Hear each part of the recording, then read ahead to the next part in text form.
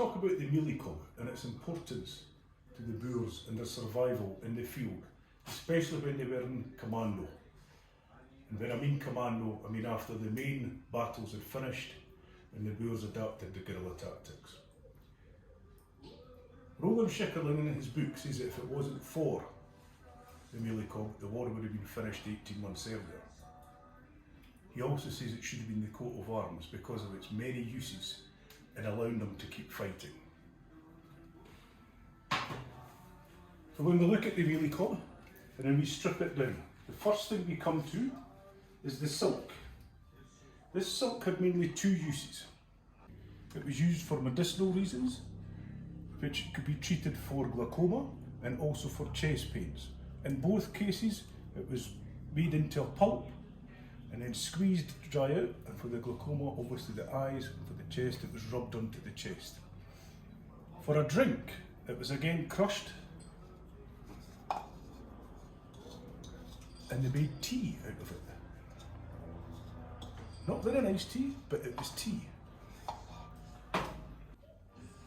The mielie itself, we know it's a food, so the Boers created many different types of recipes with it. The foliage itself could be used under your blankets to sleep on, and the outside foliage that was on the main plants, the main stalks, would be stripped off. This could be used to repair your shoes or make a head cover. These were also used to build temporary shelters when the Boer was camping out in the veld at night time. Horse fodder was such an important necessity for the Boers. So the cobs became horse fodder.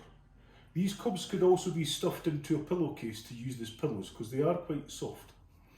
And when they're dried out, never throw these away, because when you dry them out, they actually become fuel.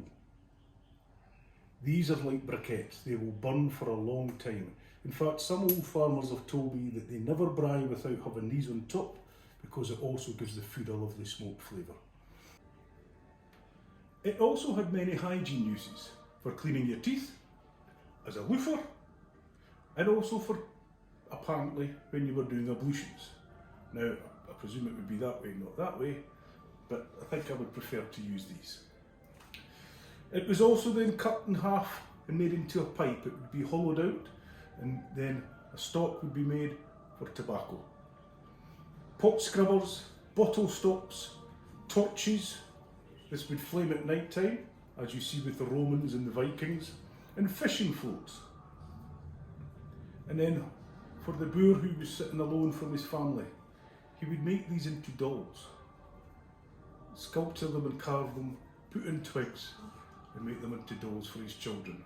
Not so much to give to the children, but just to remind them that he did have family at home when he was sitting in the veld. One of the other great benefits to the Boers of the kernels was to roast them in the pan to grind them down for coffee. Coffee was a very, very important factor in a Boer's life. In fact, they are very similar to the Americans as a cup of joe. It was a real problem for them, not being able to obtain coffee. General Benville says that the first thing every commando done as soon as they dismounted, the sound of handmade coffee grinders could be heard along the veld. Some farmers used to put coffee grinders hammered onto the tree so that any passing Boer could quickly grind his own coffee. Corn is roasted here, it's then put in to either a hand grinder or a grinding machine, and you get your coffee.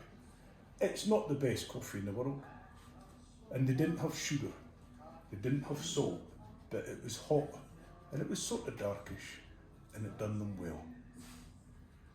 The African tribes, however, took it a step further. They made beer out of this.